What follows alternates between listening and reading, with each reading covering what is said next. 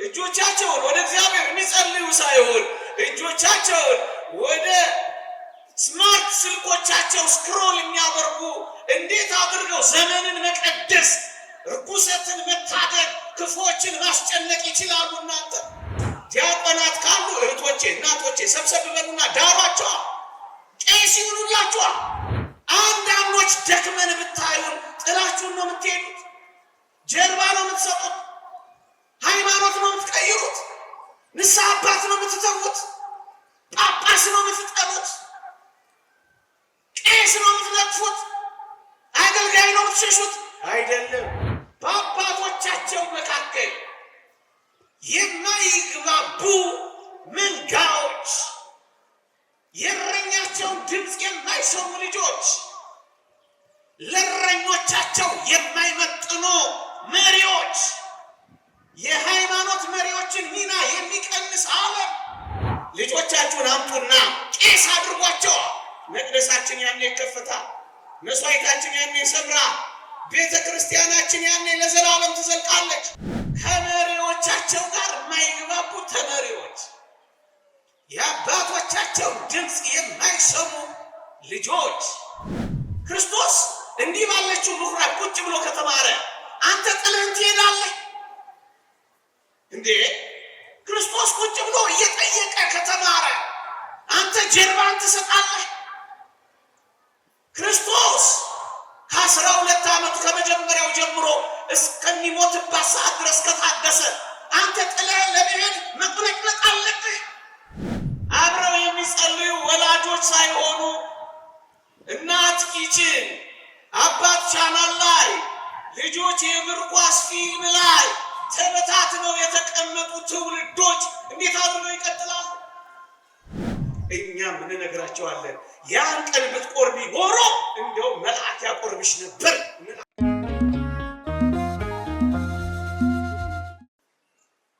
የብረትና የወርቅ ማህተም ከኔ ጋር የምንቆይበት ርዕስ ነው። ርዕሴን ትምህርቱን ስጨርስ ነግሬያችሁ አበቃለሁ። ይህን ሁሉ ህዝብ ሳይ ይህንን ርዕስ መርጬዋለሁ።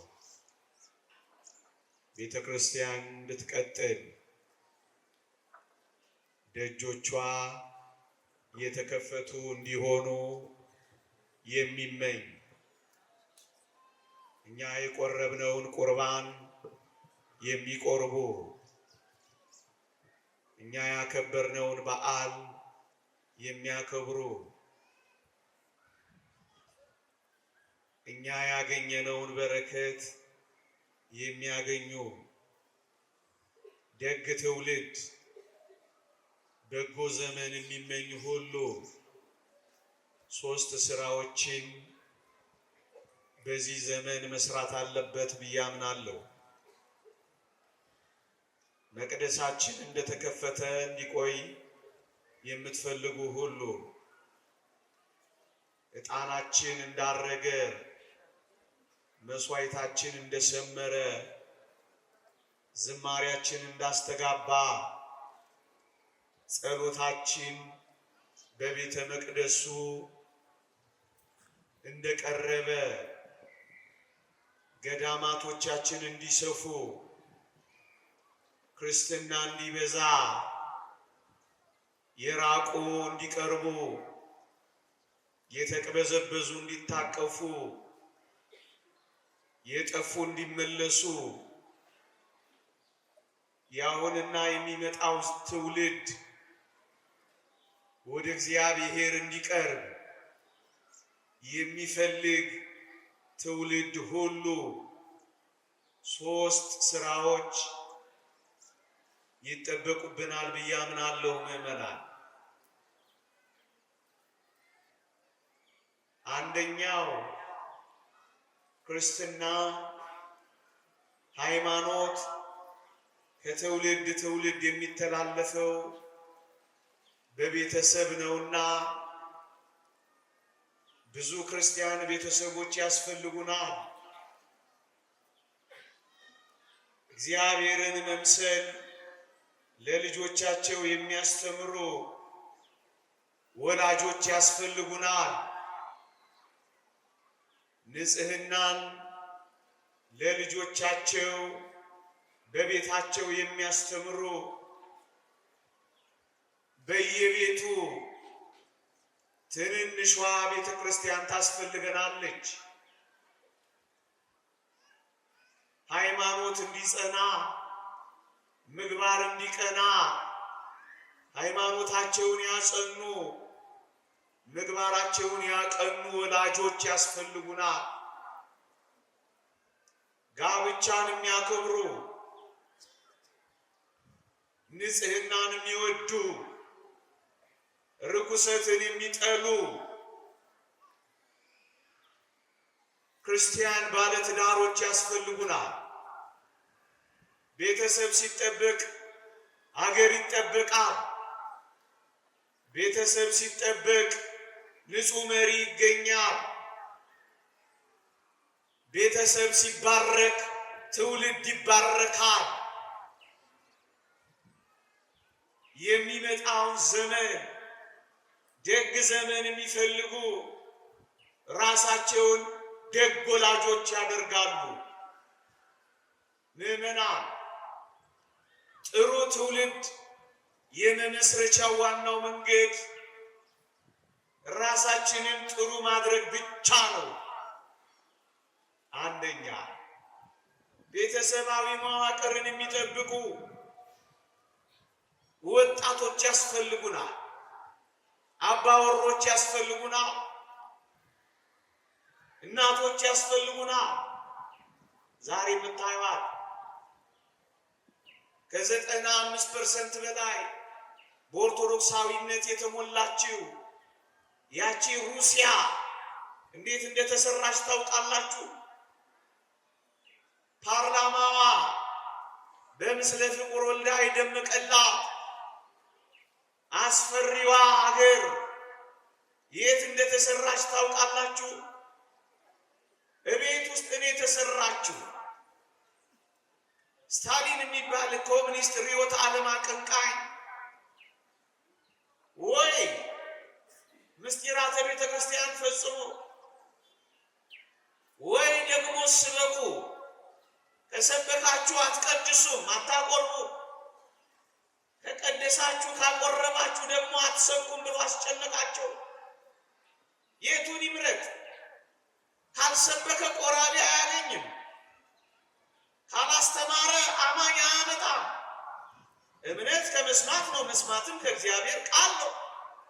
ያለ ሰባኪ መስማት የለም። ምዕመናን፣ ወይ ስበኩ ወይ ምስጢራተ ቤተ ክርስቲያን ፈጽሙ።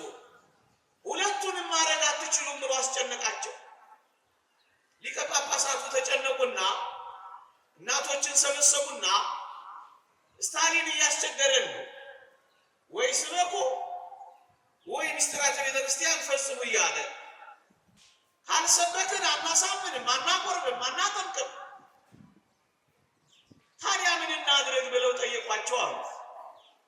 እናቶች ሱባኤ እንያዝ ብለው ሱባኤ ያዙ አሉ። ከጳጳሳቱ ከካህናቱ ጋር በመልሱ ምን ይዘው እንደመጡ ታውቃላችሁ? እነዛ እናቶች እንዲህ አሏቸው አሉ።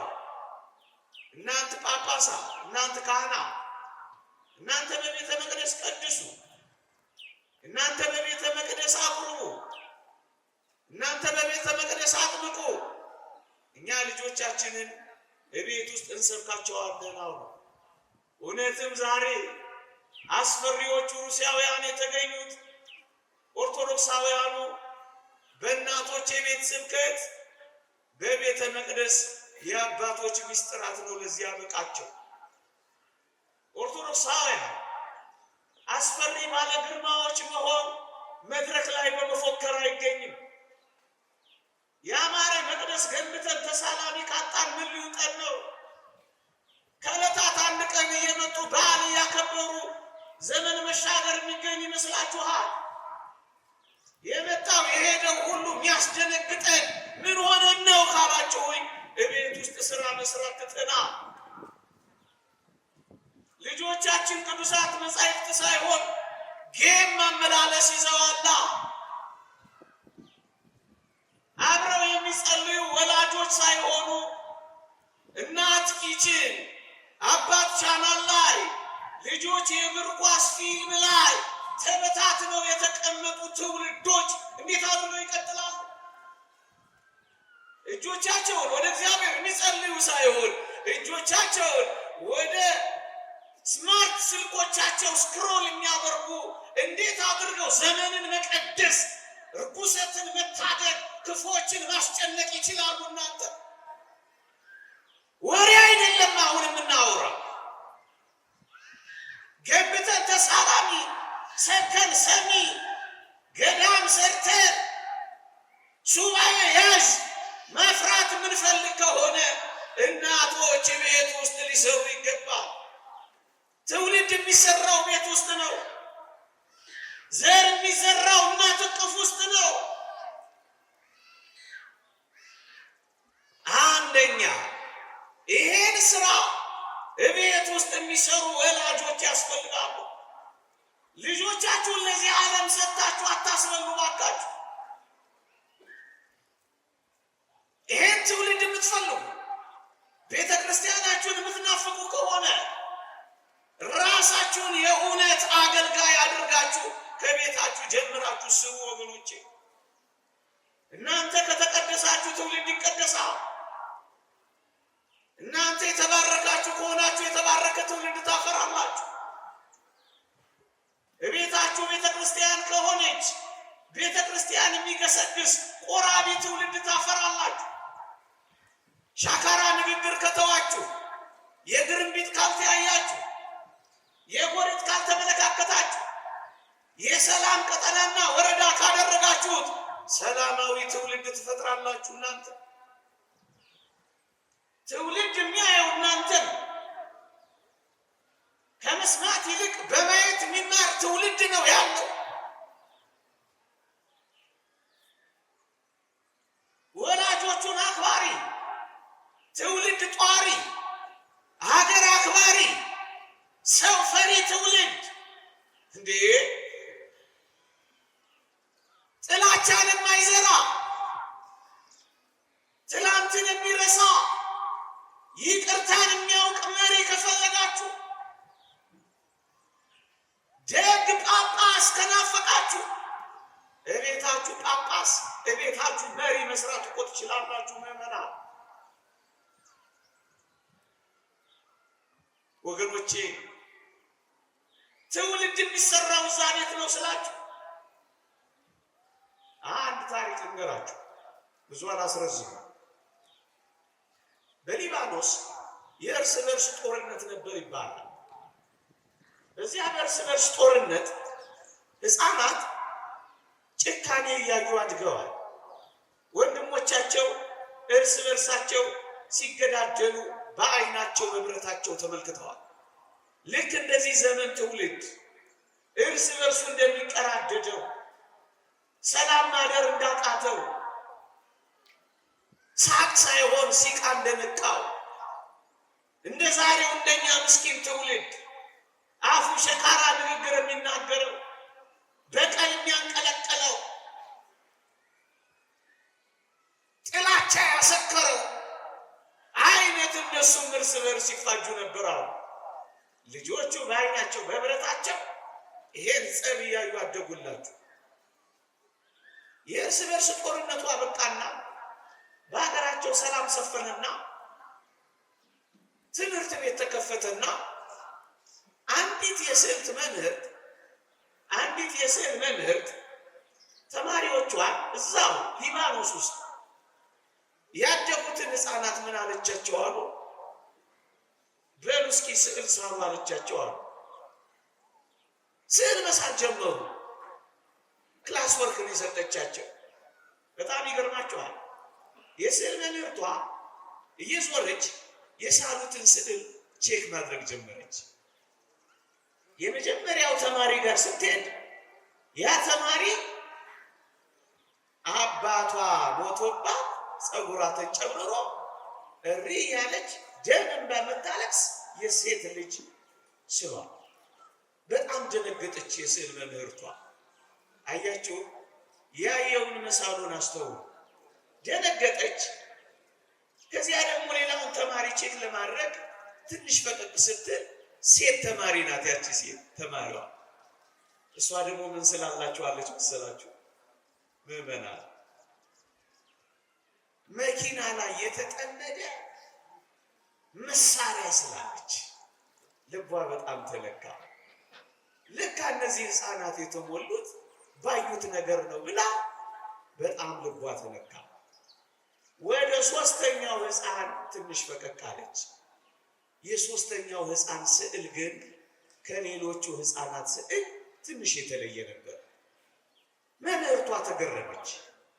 ይህ ሕፃን ልጅ ከሌሎቹ ሕፃናት ስነ ልቦናው እንዴት ትንሽ ለየት ብሎ ይህን ስዕል እንደሳለ ማወቅ ፈለገችና ማሙሽ አለችው። አቤት። ስዕሉን ካየች በኋላ እንዴት አናናስ ሳልክ አለችው። ማሙሽ ምን ብሎ መለሰላት መሰላችሁ? ቲቸር። አቤት። አናናስ እኮ አይደለም። እና ምንድን ነው ማሙሽ? አቶሚክ ቦምብ ነው አይላት መሰላችሁ? ምዕመናን እቤታችሁ ልጆቻችሁ ላይ አቶሚክ ቦምብ ነው አናናስ ነው እየሳላችሁላቸው ያላችሁ? ምንድን ነው የቋጠራችሁላቸው? ፍቅር፣ ሰላም፣ ደስታ፣ ምርቃት፣ በረከት ምንድን ነው ቤታችሁ ውስጥ እየሳላችሁባቸው ያላችሁት? እየዘራችሁት ያለው ስንዴ ምንድን ነው? እመኑኝ በዚህ ዘመን ትላንት የተዘራው ዛሬ ይታጨዳል። ዛሬ የተዘራው ደግሞ ነገ መታጨዱ አይቀርም። አያችሁ፣ ትውልድ የሚሰራው ነገ የሚፈጠረው እኛ ቤት ነው ወገኖቼ። አንድ ወደምፈልገው አጭር ትኩረት ደግሞ ስንጂቹ አበቃለሁ። እየሰማችሁኝ እንደሆነ ተስፋ አድርጋለሁ።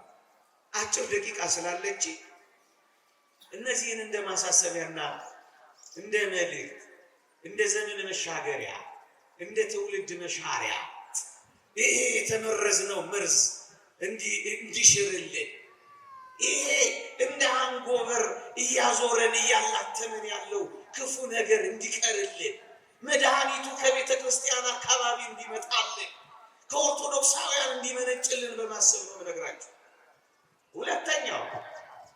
ሁለተኛው ይሄን ዘመን እና የሚመጣውን ዘመን ቤተ ክርስቲያን እንደተከፈተች፣ መስዋዕቷ እንደቀረበ፣ ዕጣኗ እንዳረገ፣ ማህሌቷ እንደደመቀ፣ በዓሏ እንደተከበረ እንድትቆይ የምትፈልጉ ከሆነ አንድ ነገር ማድረግ አለብን። ምን ካላችሁኝ፣ ካህናትንና ክህነትን መጠበቅ አለብን ወገኖቼ። ይሄ መቅደስ የሚከፈተው እዚህ ያሉ ሰዎች ስላሉ ብቻ። እደግመዋለሁ፣ የመንግስተ ሰማያት በር እዚህ ባሉ ሰዎች ቁልፍ ነው ያለው። ያጋነንኩ እንዳይመስላችሁ። ጠዋት የተነበበውን ወንጌል የሰማ እዚህ ያለውን ጉድ ያውጣ።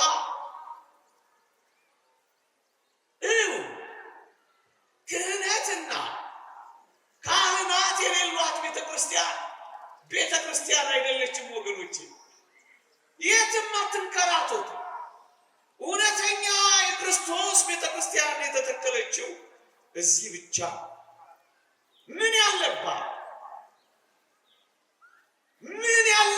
እሷ የመጀመሪያይቷ ዛሬም የምናከብራ የተተከለችዋ ቤተ ክርስቲያን ምን ያለባት ናት ካልከኝ፣ ጳጳስ ያለባት ናት። መንፈስ ቅዱስ እናንተን ጳጳሳት አድርጎ ለሾመባት ለመንጋውና ለራሳችሁ ተጠንቀቁ ይላል። ጳጳስ ያለባት የክርስቶስ ቤተ ክርስቲያን። ሁለተኛስ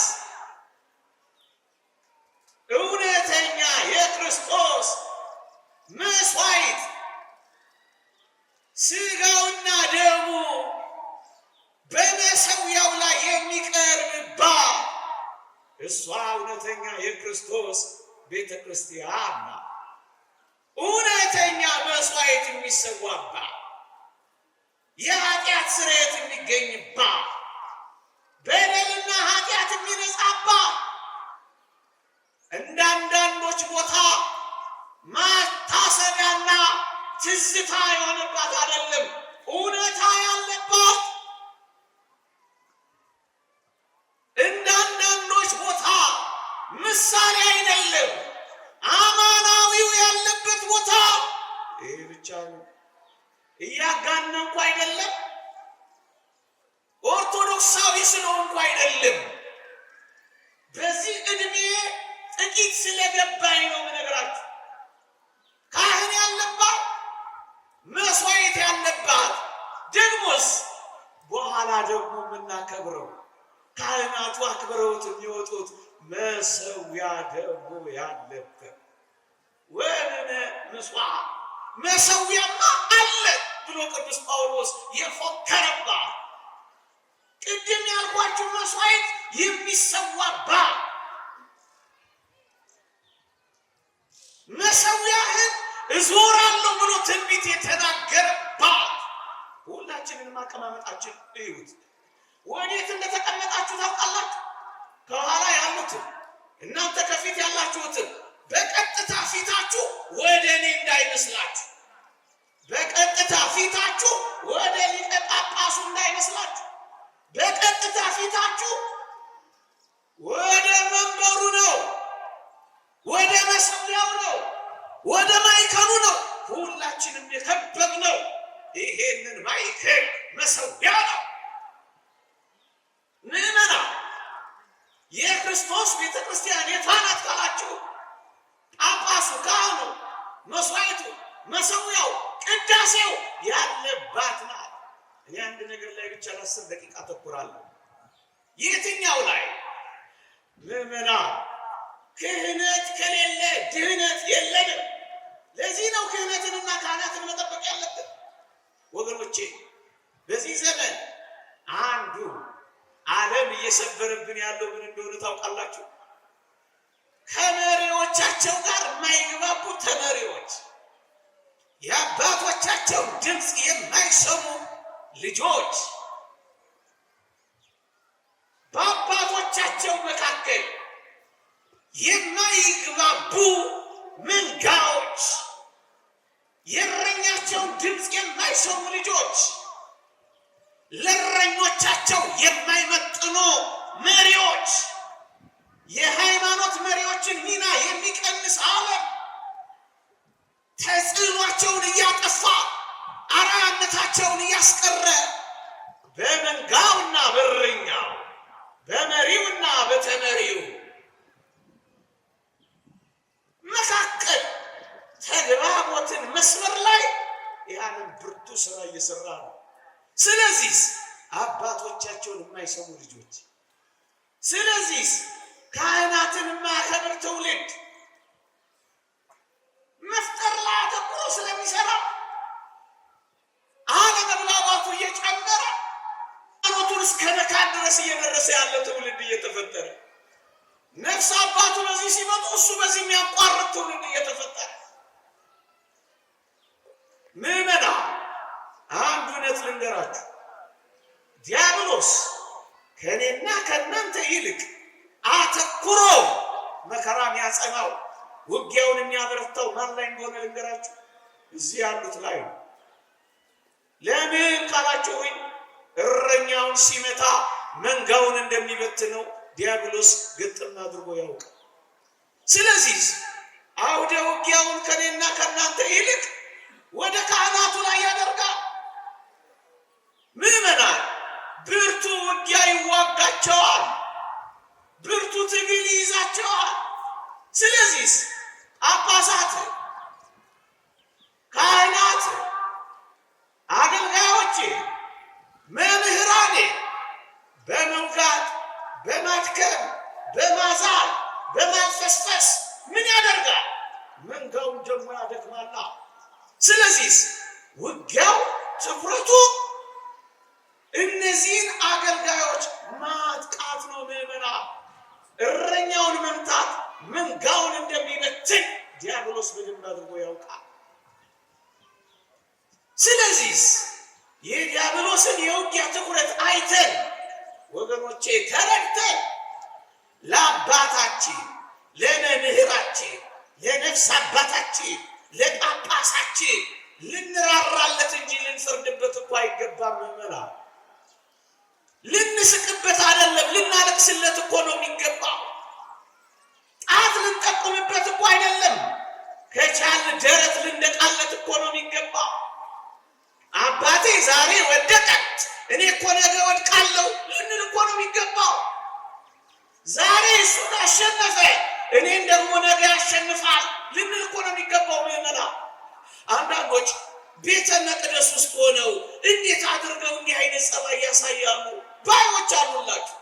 እንኳን ቤተ መቅደስ ውስጥ ገነት ውስጥ አይደል እንዴ አዳም የወደቀው? አንተ ዲያብሎስ እንዴት አድርጎ መቅደስ ውስጥ ይፈትናል? ገነት ውስጥ አለ ስልህ እንዴ።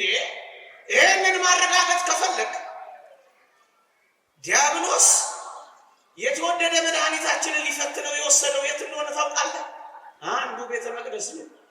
ካህናትን ድል በሚነሳበት እስኪ ደግሞ በቤተ መቅደስ ልሞክረው ብሎ እኮ ነው ወደ ቤተ መቅደስ ይዞት የመጣው። አንተ ቤተ መቅደስም ውጊያ እንዳላየ ጌታችንን ቤተ መቅደስ የወሰደው ካህናትን ድል እንነሳለን ስልህ ክንፍ የለን በደመና አንጠቅስ እንደ ሚልኪ ቁልዝማዊ እንደ ዮሐንስ አፂር በትራና ለመልም እንዳንተ ሰው ነኝ፣ እንዳንተ ደካማ ነኝ፣ ገና እጄን እየዘረጋው ነው። ታዲያ ልንፈራረድ አይደለም፣ በዚህ ዘመን ልንጠላላ አይደለም፣ ልንገዛገዝ አይደለም፣ ልንተጋገዝ ነው የሚያስፈልገው ወገኔ።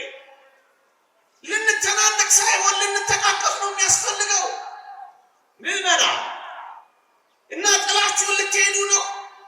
በምታዩት አንዳንድ ደስ በሚያሰኝ ትሰማላችሁ። ይህ ዓለም ውጦናላ። አብረናዋ ከፖለቲካው ርዕዮተ ዓለም ጋር የምንኖሯ አንዳንዶች ደክመን ብታዩን ጥላችሁን ነው የምትሄዱት። ጀርባ ነው የምትሰጡት። ሃይማኖት ነው የምትቀይሩት። ንስሐ አባት ነው የምትተዉት። ጳጳስ ነው የምትጠሉት። ቄስ ነው የምትነቅፉት። አገልጋይ ነው የምትሸሹት። አይደለም። እና መፍትሄው ምንድን ነው ካላችሁ የተወደደ የጌታችን የመድኃኒታችን የኢየሱስ ክርስቶስን አርአያነት ልንገራችሁ በሞቴ ስሙኝማ። የተወደደ መድኃኒታችን ቁጭ ብሎ የተማረው የት እንደሆነ ታውቃላችሁ? ካህናቱ የነቢያቱን ትምህርት ባለመስማት መስዋዕቱን እስከ ማስቀረት በደረሱባት በዚያች ምኩራብ ውስጥ እኮ ነው ጌታ ቁጭ ብሎ የተማረው።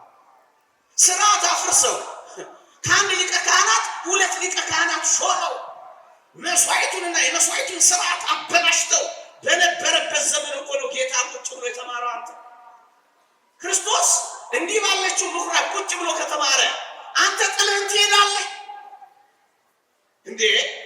ክርስቶስ ቁጭ ብሎ እየጠየቀ ከተማረ አንተ ጀርባን ትሰጣለህ?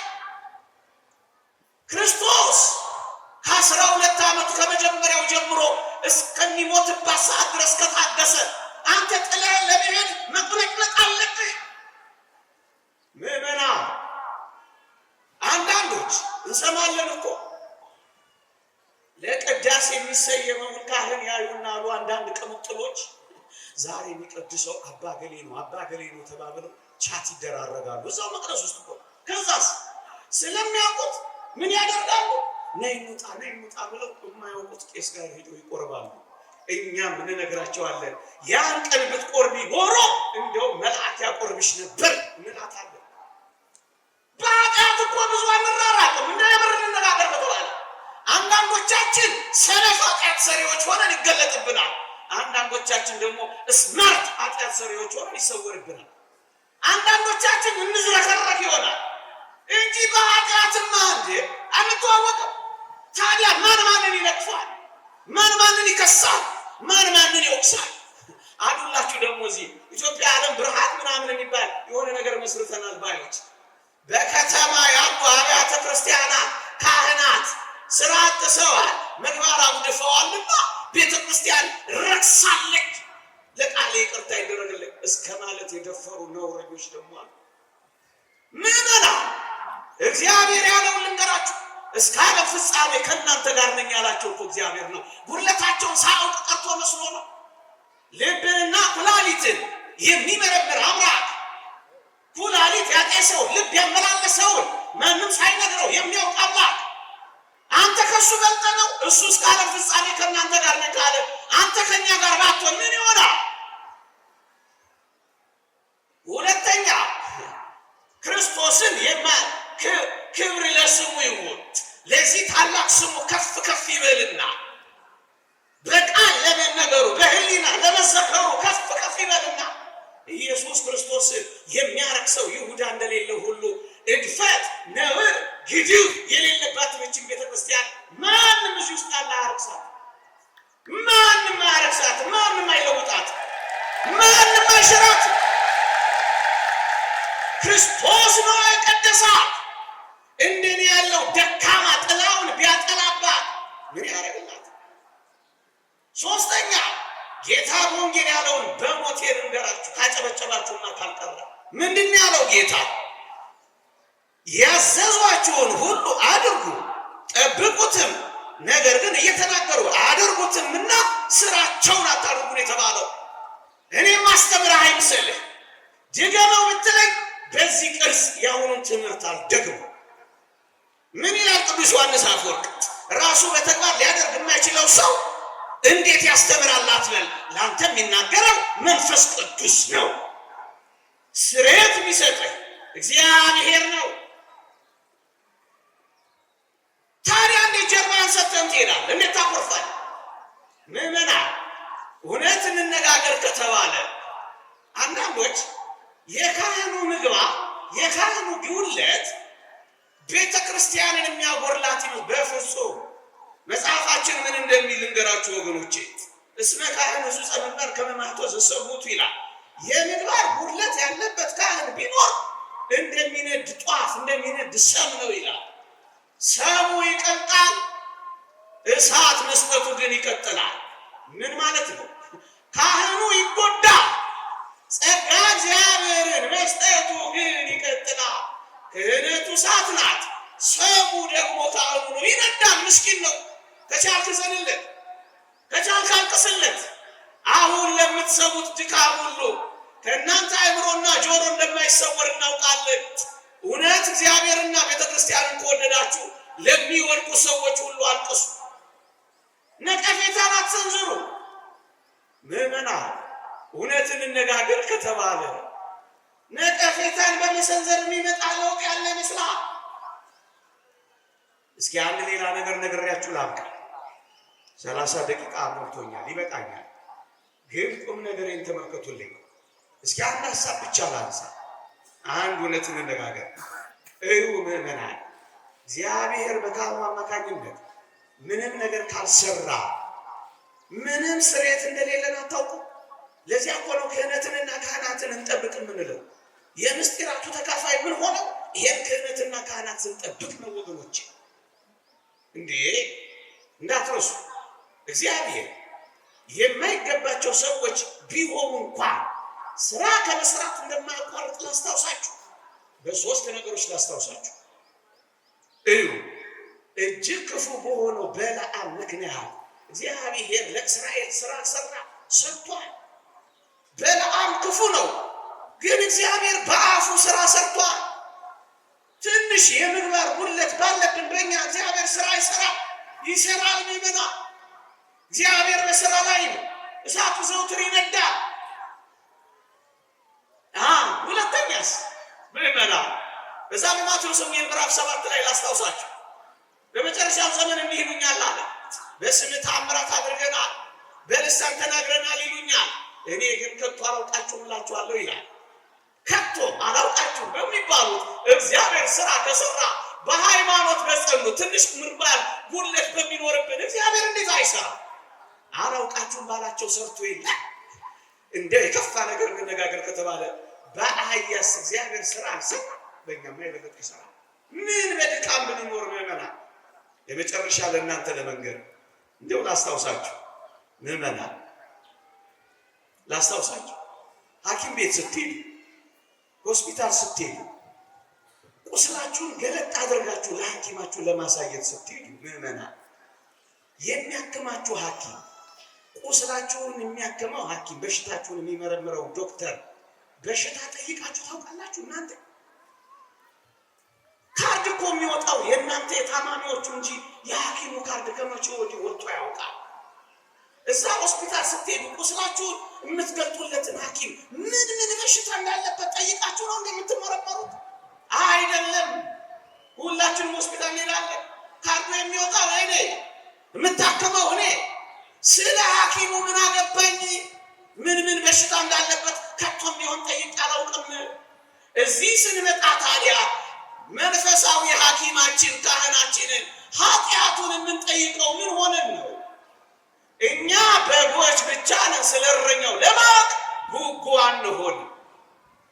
እኛ በጎች ብቻ ነን። ስለ እረኛው ለማወቅ አንፈልግም።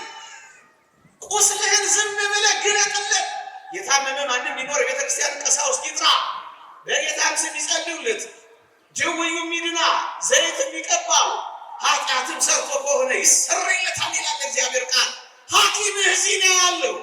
ከፋርማሲው በፊት እዚህ ና፣ ከዶክተሩ በፊት እዚህ ና፣ ከግሉኮሱ በፊት እዚህ ና። እዚህ ቀኒል ይባላል። ታዲያስ ሐኪም ቤት ሄዳችሁ የሐኪሞቻችሁን በሽታ ካልጠየቃችሁ እዚህ መጣችሁ ታዲያ የጳጳሱ የቄሱ የሰባኪውን ኃጢአት መጎልጎላችን ምንኛ ያስፈረድብናል። በወንድም ላይ የማይፈረድ ከሆነ አንጭንቃ በካህን ላይ የማይፈረድ ምዕመናን። ይልቅ ምን እናድርግ ካላችሁ አግዟቸው፣ እንደግፋቸው። የእግዚአብሔር ቃል የተናገሯችሁ ዋኖቻችሁን አስቡ የሚለው እርዱ ነው የሚለው። ቤተ ክርስቲያን እንድትቀጥል ከፈለጋችሁ ካህናትን እርዱ። የንስሐ አባቶቻችሁን ኑሮ ደግፉ። እጆቻቸውን አበርቱ። መንፈሳዊ ነገር የሚዘሩልንን ስጋዊ ነገር ብንዘራላቸው ትልቅ ነገር አይደለም። ቅዱስ ጳውሎስ እንደተናገረው መንፈሳዊ ነገር የዘራንላችሁ ከእናንተ ስጋዊ ነገር ብናጭ ብርቅ ነው እንዴ እንዳለው የመንግስተ ሰማያትን በር የሚከፍትልህ ካህንን አንድ ኮንዶሚኒየም ብትገዛለት ብርቅ ነው። ስጋውንና ደሙን የዘላለም ሕይወት የምትወርስበትን እንጀራ የሚቆርስልን ጤፍ ብትሸምትለት ብርቅ ነው። የጸጋ ልብስ የሚያለብስን ካህን አንድ ልብስ በዓመት ብትችለው ብርቅ ነው። ምዕመናን ይሄን ባላደረጉን ቁጥር ካህናት የሚሆኑ ልጆች አይኖሩንም። መቅደሳችን የተዘጋ ይሆናል። ስለዚህ ሚካ የሚባል ሰው መጽሐፈ መሳፍንት ምዕራፍ 17 ላይ እንደተናገረው ሌዋዊውን አልኩት ይላል፣ በእኔ ቤት ተቀመጥ፣ የዓመት ልብስህን የቀን ጉርስህን እችልሃለሁ ይላል። እባካችሁ አትንቀፉ፣ መተቻቸት ይቅር። ይሄ በማህበራዊ ሚዲያ የሚዘዋወረውን ግድ የላችሁም፣ አትዩት። የተስማ ድምፀ ወፍራይ ገጽ ይላል። ለመነኮሳት ቢሆንም አትስሙ፣ አትዩ። ብቻ አተኩረን ስለ ቤተ ክርስቲያናችን እንስራ ካል ክህነትንና ካህናትን እየጠበቅን እናኑር። ዲያቆናት ካሉ እህቶቼ እናቶቼ ሰብሰብ በሉና ዳሯቸዋል። ቄስ ይሁኑላችኋል። ልጆቻችሁን አምጡና ቄስ አድርጓቸዋል። መቅደሳችን ያኔ ይከፈታል። መስዋዕታችን ያኔ ይሰምራል። ቤተ ክርስቲያናችን ያኔ ለዘላለም ትዘልቃለች። መቅደሳችን ሙጃ አይበቅልበትም፣ ዕጣን ዕጣን ይላል። እነዚህን ነገሮች ብንሰራ ይሄንን ዘመን ብቻ አይደለም የሚመጡትንም ዘመናት የሚያሻግር ትውልድ እንፈጥራለን። ይቆየ። የእግዚአብሔር ቸር ነው። የእመቤታችን አማላጅነት የቅዱሳን በረከት ረድኤት አይለህ። አጨብጭበን ብቻ ሳይሆን እንድንፈጽመው አቅምና ኃይል ይሁን። አሜን።